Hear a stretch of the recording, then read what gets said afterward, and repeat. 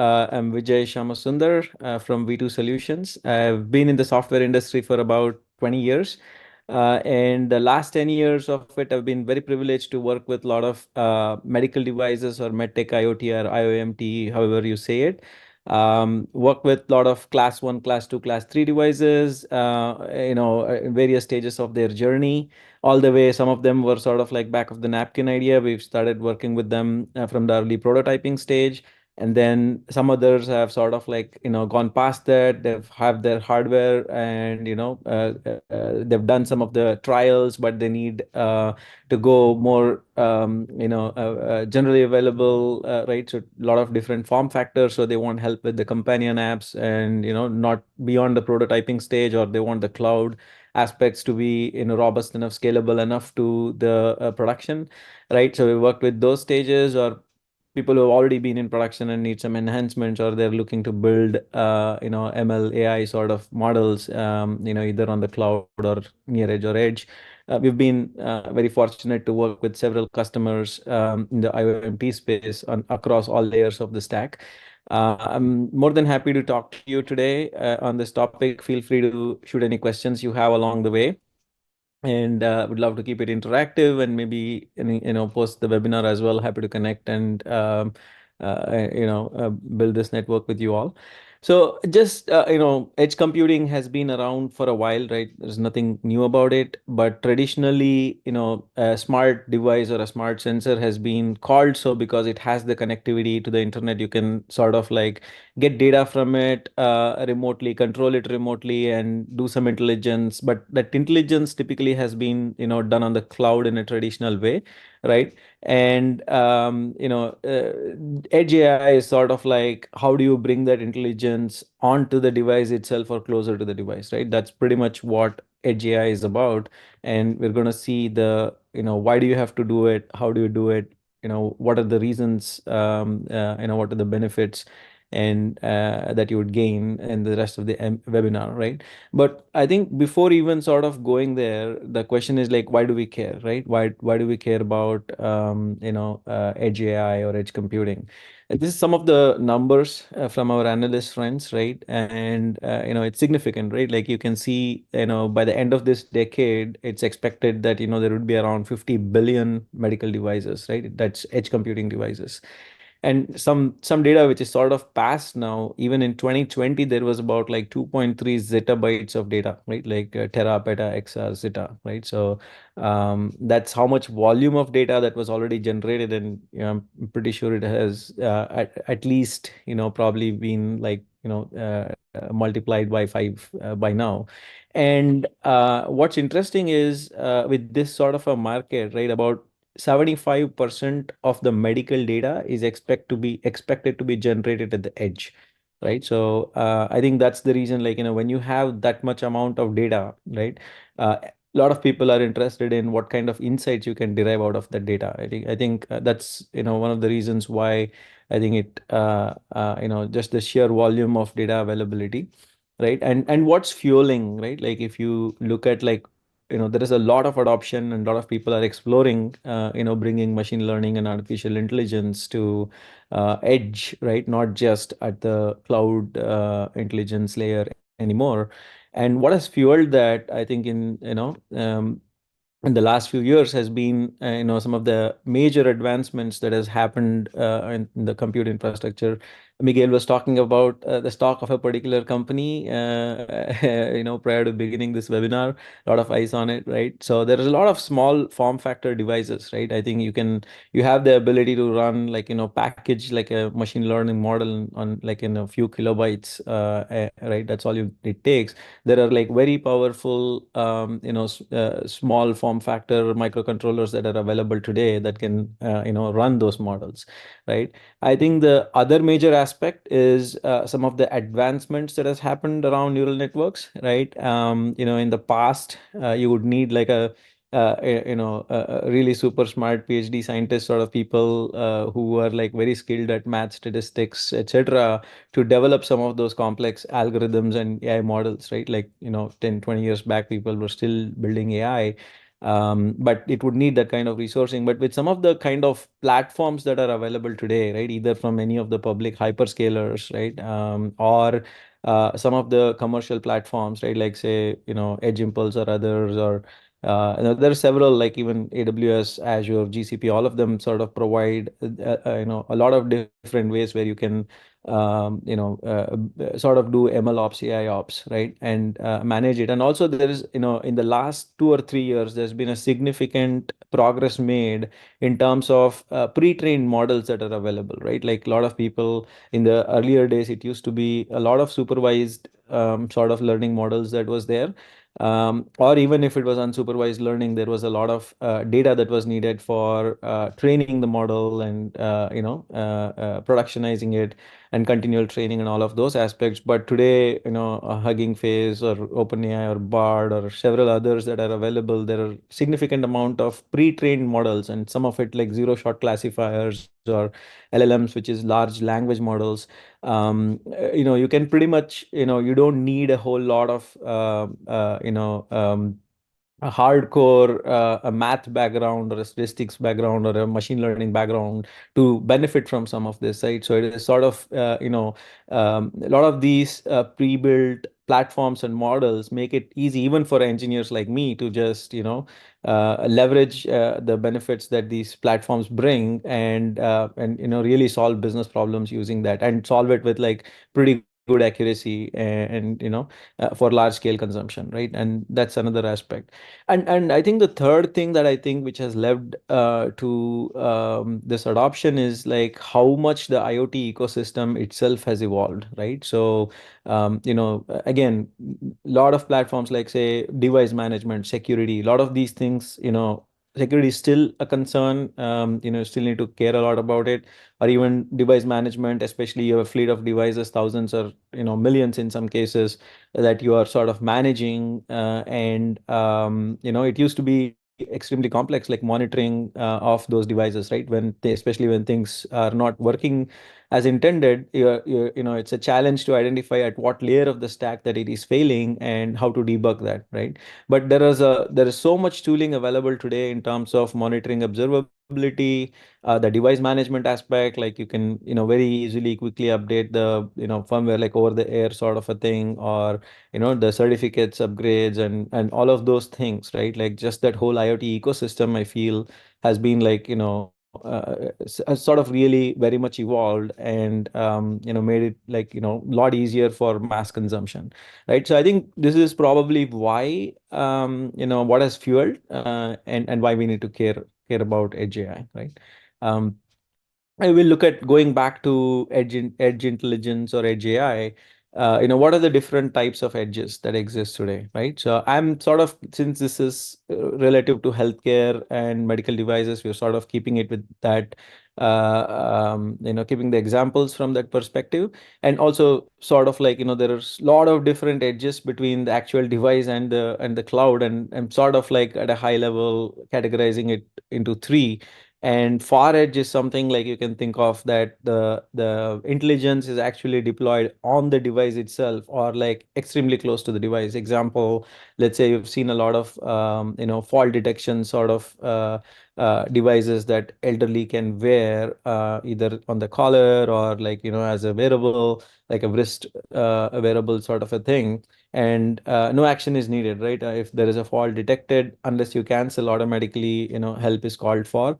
And that's an example of one of the far edge intelligence, right? Or it could be other, like there's a lot of smart rings that are coming around, right? And they're a little bit more sophisticated than just the fall detection sort of thing that wearables support. And this is not necessarily like an Apple Watch or anything of that sort, right? This is sort like very medical device. We'll talk a little bit more in the later stage, and pretty much just don't need any other device for it to sort of communicate to the backend, and a lot of intelligence is actually baked on the device itself, right? And all other kind of devices that we see is sort of like either biostickers or some sort of wearable that sort of gets the body vitals, and over BLE sort of transmits to a companion app, right? And that in that case, some of the AI ML sort of models run on the companion apps, right? So the smartphones are like extremely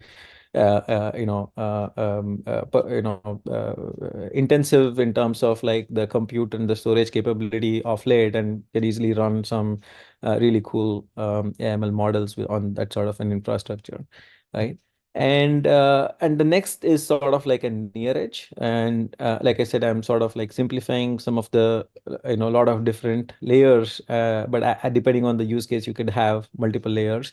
But near edge, how I'm classifying it, is something that is like not really on the device itself, right? Intelligence is not really on the device or something as close as a smartphone, but it might be like an on-prem sort of an infra, right? Some of the use cases are, there is a significant traction, like value-based care is a really big thing in healthcare today, right? And a lot of the people are looking to provide remote patient care, either like in a hospice nursing facility sort of a thing, or it could be at even at patient homes for like long-term care, right? So in there's a significant traction in that space, and a lot of the devices might just be like a smart sensor today that is still connected to the cloud and all of the algorithms running there, but we see a lot of that intelligence being brought, especially in a smart hospital sort of a setting. A lot of the critical care, like all the vitals and other stuff, was connected, and some of the for various different reasons, a lot of the intelligence has been brought to the near edge, right? Other thing like that we see is real-time surgery assistance, right? With a lot of advancements in robotic surgery and stuff, there is really a need for it requires a very low latency sort of input. So that's another area. And other than the imaging or other aspects, like from a speech perspective also, right? Like medical, like health scribe, doctor note sort of a thing.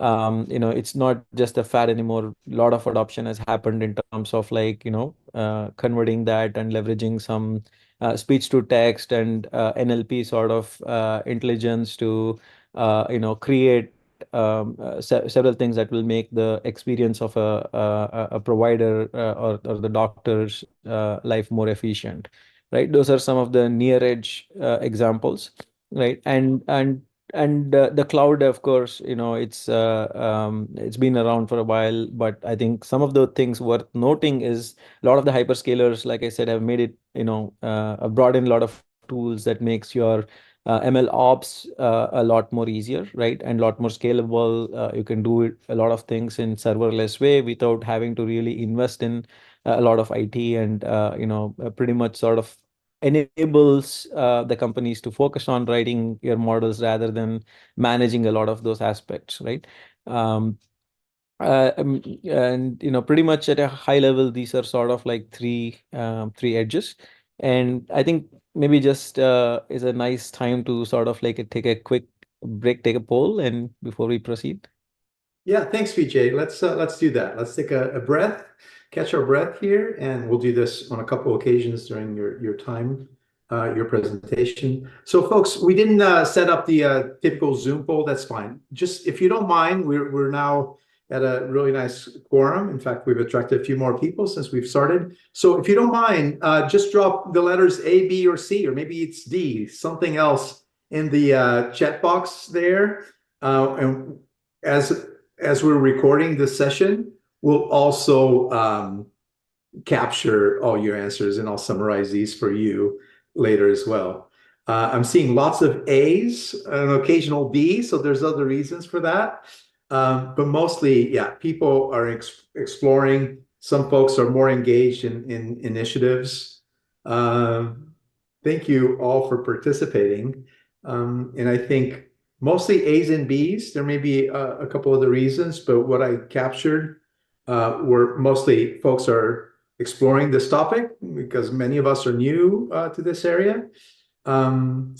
A couple are already actively engaged, and in fact, at least one or two have indeed implemented edge computing already. So it's a nice mix. But I think the way you're approaching this session, Vijay, is certainly appealing to certainly the A's and B's, because this is a good kind of entry level digestible session. I will share with you a couple of questions that have come through directly to me. Maybe this Yeah, is too soon to ask you, Vijay, but I was yeah. just wondering, maybe you'll tackle this. Somebody was just wondering, how do you know which framework to choose? There are many different ML machine learning frameworks to develop or deploy or maintain. Is this something you'll touch on? Otherwise, we can hit Yeah, that no, later. absolutely. Yeah, no, definitely. We can definitely touch on it in one of the upcoming sections. More than happy. I'll stick around as well. Love to hear from people who've already sort of implemented this. Always looking for learnings from the learned. So, and also happy to answer any questions for folks who answered B. And thank you for responding to the poll. Appreciate it. Cool. Awesome. So All yeah, right. let's push ahead. And I know it's not a lot of slides, but Yeah. let's continue with your education here. And then indeed, we can ask folks if they're willing to chime in, what their experiences, what are their questions, what are their challenges. So we'll make this certainly very interactive if you guys are willing to stick around. So let's keep going. Great, great. Yeah, no, I think we saw what AGI is about, and then we saw what are the different types of edges and what are some of the use cases, right? And what's fueling and why we need to care about. But what are the key drivers, right? Like why the traditional cloud-based model, like intelligence on the cloud is not enough today, right? So I think one of the primary reason is again, the reason might be different for different use cases, but primarily, there is probably more, but the four key use cases, why people are moving towards the edge. I think the first one is, a lot of these things need real-time decisioning, right?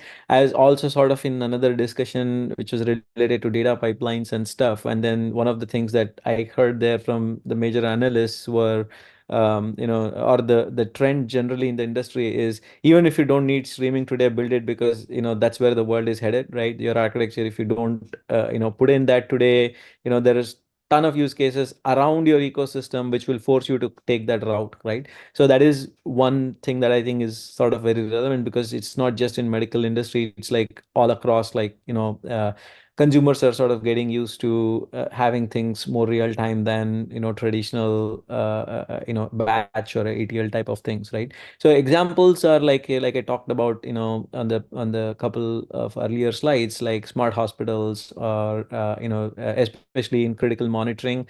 It has to be like a very low latency, right? And it has to be like the near edge intelligence is really helpful, like especially in case of like when in the connected hospital for like a surgery assistance, or even like just like a lot of the smart hospitals today, they have from that they get data from vitals from different instruments that they're monitoring from, right? And there is sort of like a dashboard near the nursing station where the monitors like go off and beep if some critical care is needed for a particular patient. It'll highlight sort of when and where, etc., right? So that is an example of a real time. And being in the medical devices, healthcare, data privacy, security, compliance is of utmost priority, right? Especially you think of like some of the imaging data, like DICOM images and stuff, right? Or other patient data. It has to be sort of de-identified before it is sent to the cloud for any type of model training, or even just for storage purposes. So that's a significant workload that has to happen before that de-identification happens, or the masking of the data happens, right? That's another reason. If you've just brought the inferencing to your edge, then you're not necessarily sending all of the data. You might be still sending some of the data for the core model training that may still happen on the cloud, but still you're not sending sensitive data, right? And the third aspect, I think one of the biggest driver is cost, right? So with one of our past customers, they are into oncology, right? So they first we sort of like maybe like 8 9 years ago, right? Sort of like moved a lot of their workloads to the cloud, right? Just from a cost perspective, because a lot of the on-prem, if you think of it from a total cost of ownership perspective, right? It's a lot of significant effort and overhead from IT to keep all of those up and running, especially in a hospital sort of a setting, right? It made a lot of sense to move. to the cloud. But then with the advent of AI and a lot of the models that were being run, right, it was significant amount of data that was sort of going back and forth, especially with those heavy DICOM images.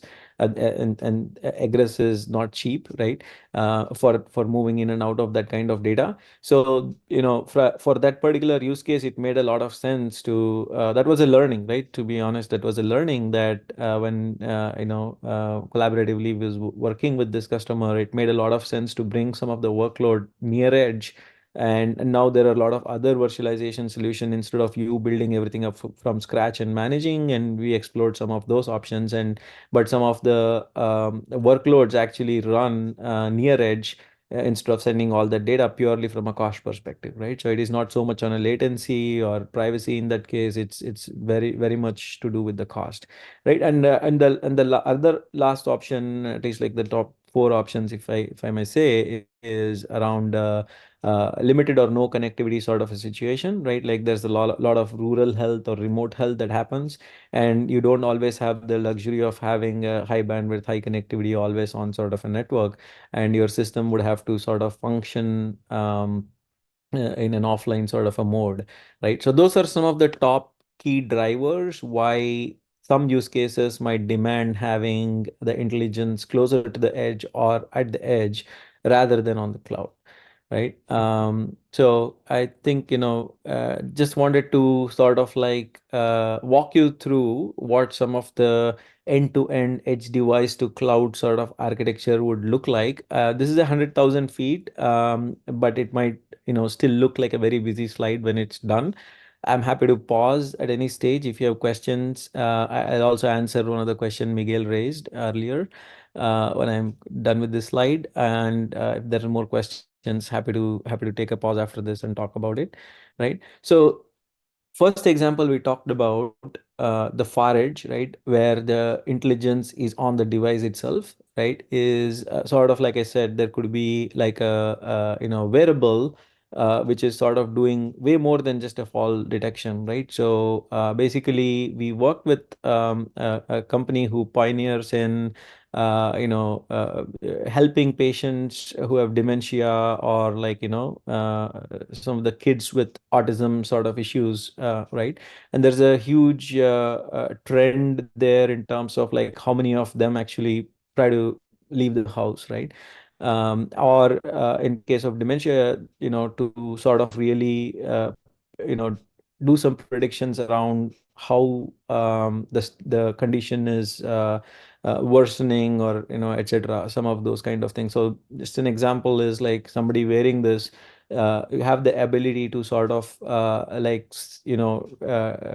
figure out, like, there are no cameras, nothing, is just the device that is there, in the hospital, or like, the caregiving space, how long it takes for them to be able to walk by themselves to the bathroom and come back, right? So some of those patterns are detected based on, like, they're sleeping or sitting, and then they're standing, now they're walking, how far they walked, how long it took for them to walk, and how long it took for them to come back to the resting sort of a state, right? So a lot of this algorithm tweaking, like, is something that happens right at this stage, and that actually runs on the device itself, right? It's a small footprint, a tiny ML model that runs on itself. And in that sort of a setting, it's really complicated, difficult to rely just on like Wi-Fi, right? Or you may need a lot of those on different levels. And for the accuracy tracking, right, it becomes complex, right? If you don't have certain beacon placements, or like, so it was, depending on that, you choose a specific communication protocol. In this particular case, LoRaWAN was chosen, but other alternatives are like Wi-Fi, or 5G, etc., when it makes sense, right? So it's really horses for courses, and we'll talk more about the framework as well. But from the gateway, you really sort of just connect to your backend cloud, right? So again, on the backend, there are a lot of several things, like there are different protocols for you to interact with. Like it could be like a time series data, or it could be like certain bursts of data, right? Your different mechanisms for different type of use cases. And typically also, in today's, if you're building something from scratch, it sort of makes sense to, containerize some of your backend workloads and make it sort of like a microservice sort of an approach. So, you sort of bring it up only as it's needed, especially, again, if the data architecture is like not like an always on sort of thing. And another major thing that happens on the cloud, though there is intelligence on the edge, all of your ML ops like training, optimizing your models, deployment aspects of it, all of those things happen from the cloud. And let's say if you're not using any of the platforms, some of the like you're sort of doing a lot of your device management and other things yourself. Cloud is also where your control plane is, if you will, right, for all of the device management, security aspects, certificates or device configuration, monitoring observability, all of those aspects still happen on the cloud, right? This is example of a 100,000 feet view of how the edge, far edge, looks like. Now, adding on another example, I'll take for a use case where I talked about like, a wearable, for a body vitals, right? So it might just be like a sticker sort of a thing, or a patch, or different types of body sensors that are available today that gets the body vitals.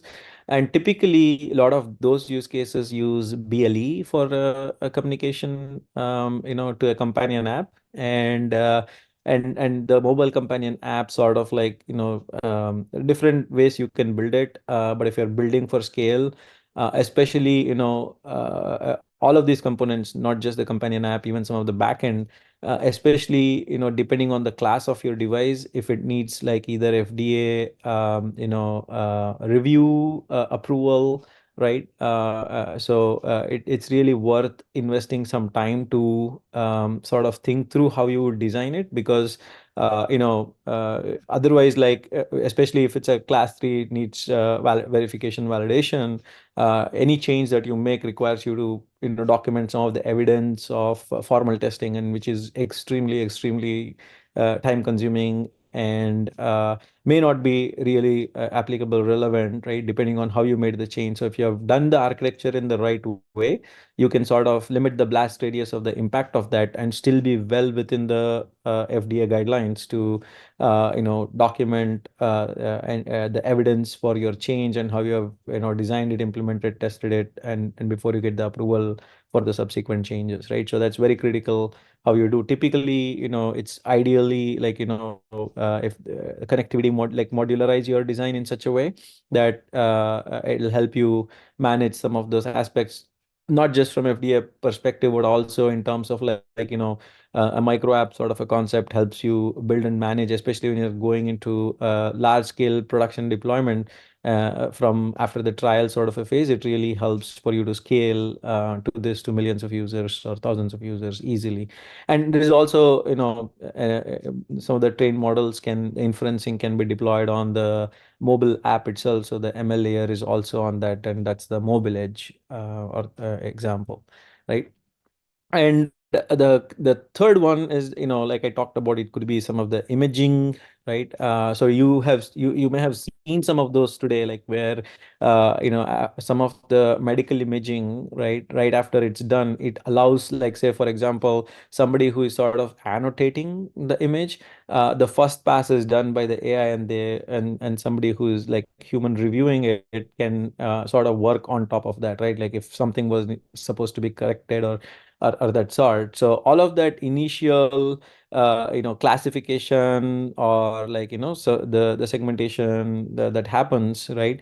Or the detection, like auto detection aspects. So some of those use cases actually, run in the near edge sort of a scenario, or the compute edge, where that intelligence is very close, mostly like in either an on-prem or like a data center which is very close to the hospital, right? That's another use case. And again, that also in the backend connects to the cloud to send the data, and for the continual model training, optimization, etc. Right. So And when I'll Vijay, sorry to interrupt, Vijay, when Vijay and I were preparing for this webinar, when he shared this slide with me, and I like it now that it's fully drawn out, but it's a lot, right? And we joked, didn't we, Vijay? We can't get more technical than this for this particular session. We can certainly have offline conversations with folks, but this paints a nice picture where the whole ecosystem from the cloud to the mobile edge to compute edge. If you got your patch, if you got your wearable, it's a really good picture. And this is as technical as we're going to get today, I promise you. But there are a couple of questions that came in, Vijay. I thought it would be good to intervene. First, there's a couple of comments that, wow, this guy's brilliant, just to me in the direct message.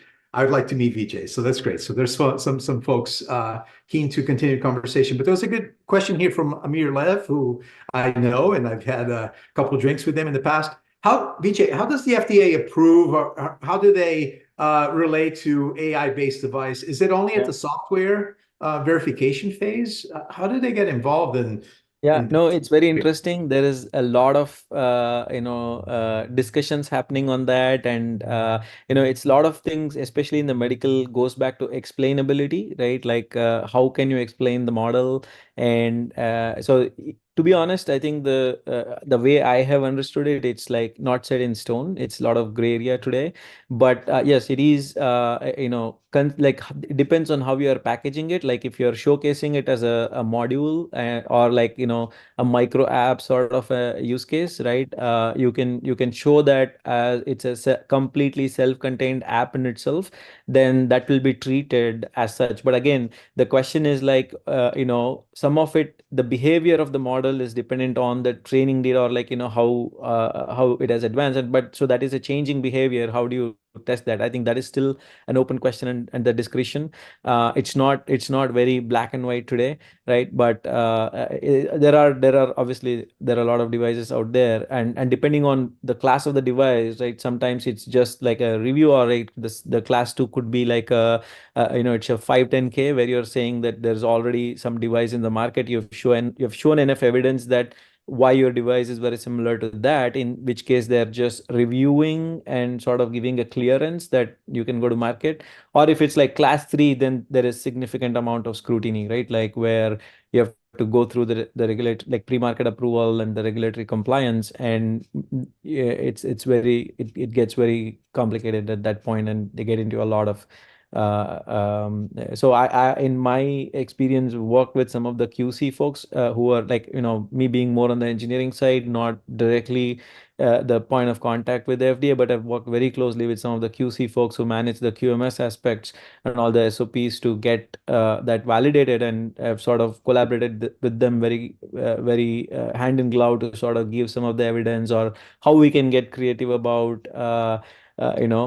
showing like how different modular components are built, and what needs to go for the compliance and what may not have to, right? Those sort of things. So happy to connect Amir offline and talk Okay, about. sure, sure. Thank you. Thanks a Yeah. lot. Thanks for the question, Amir. Yeah, so we're in the home stretch now, just a couple of slides, and then we pivot to a more of an audience participation, some questions, some comments, and I'll manage and navigate that carefully so everybody has a chance to chime in if they want to. But yeah, go ahead. Awesome. I think the earlier question, somebody was curious to know about the choosing of the frameworks, right?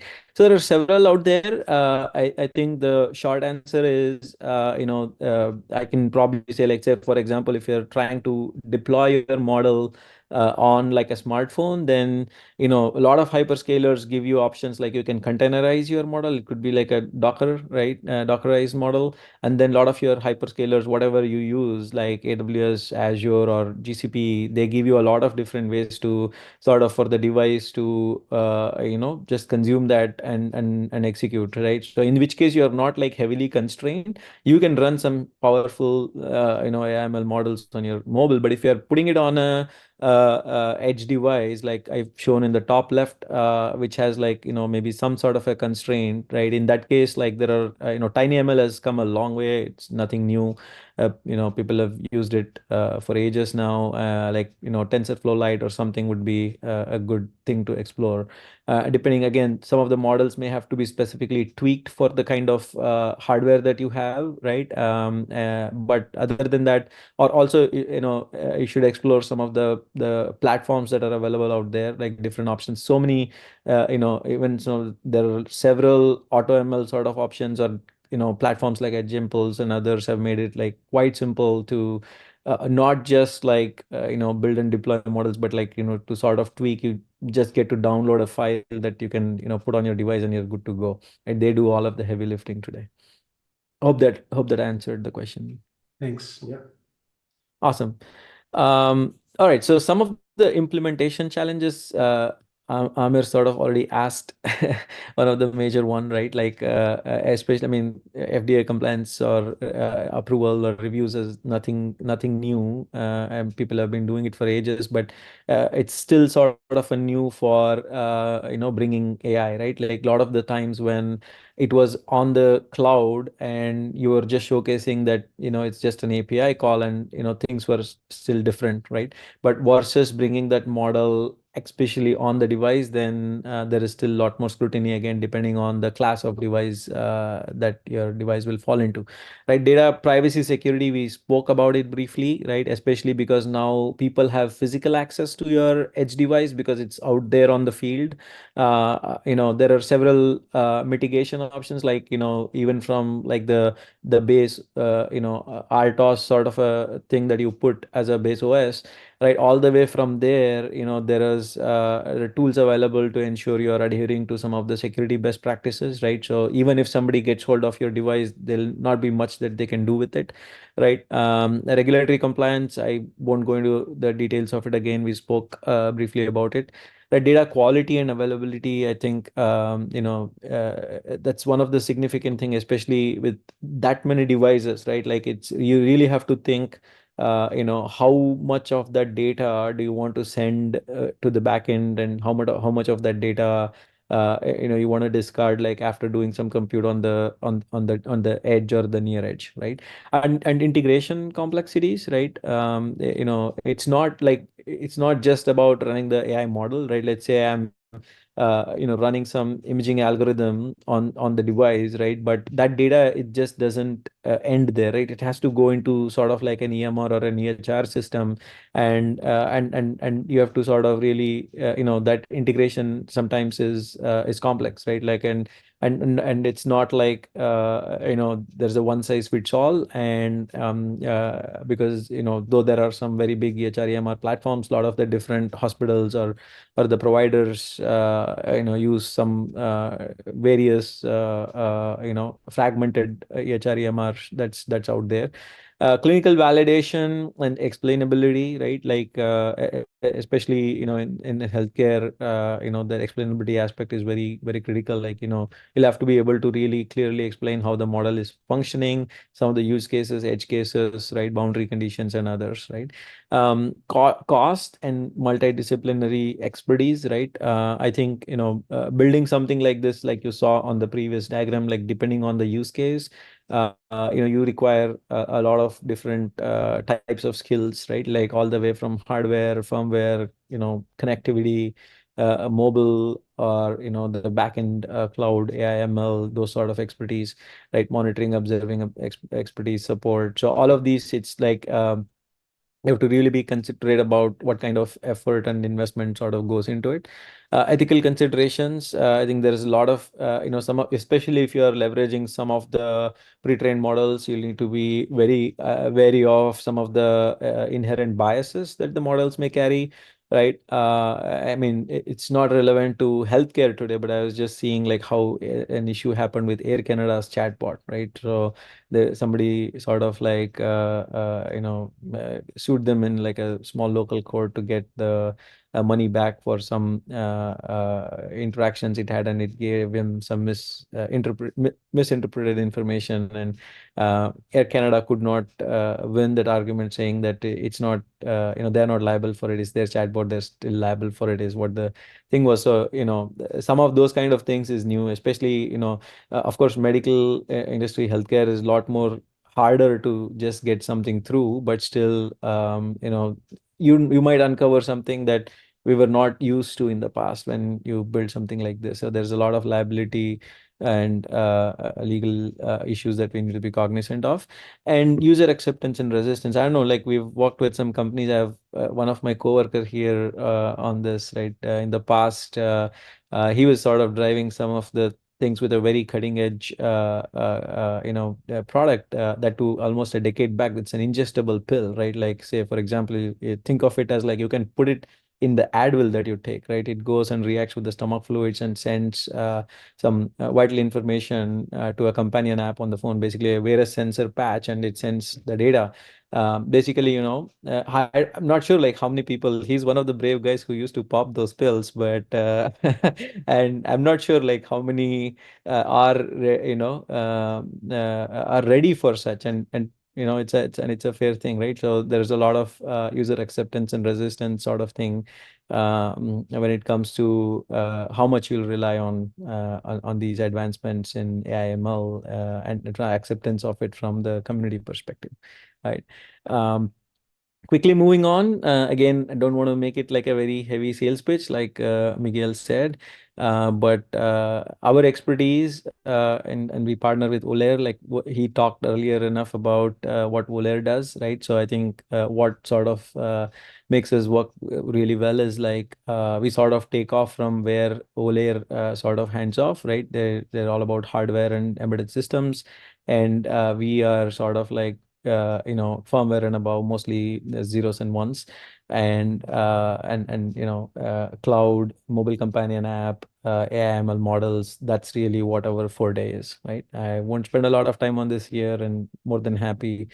Again, going back to some of the success stories, this is the far edge ML model, like where the intelligence was actually on the device. Briefly spoke about it, like dementia, autism, right? This sort of has the ability to, sort of like look for bed exit, right, or fall detection or the patient movement tracking. This device sort of like, for indoors, it leverages BLE and beacons. For outdoor, it sort of leverages GPS for the location tracking and accuracy. We learned a lot in this project. The one of the reasons that we were brought in was because some of the prototyping models that the customer had done was not as accurate. We were sort of brought in to improve the accuracy.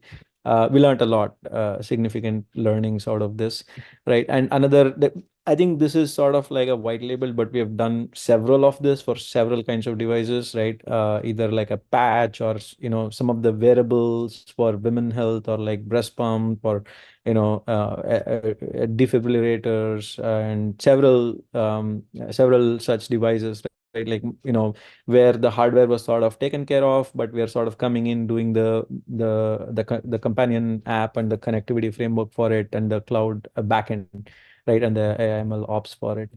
And other the speech, like I talked about, right, for the health scribing, like clinician notes, and integration of that to EHR EMR, or other aspect is around OCR for like medical coding and those kind of use cases, right? Like where there's a lot of human effort, mundane tasks that goes into, and there's a lot of human errors also that happens in that process.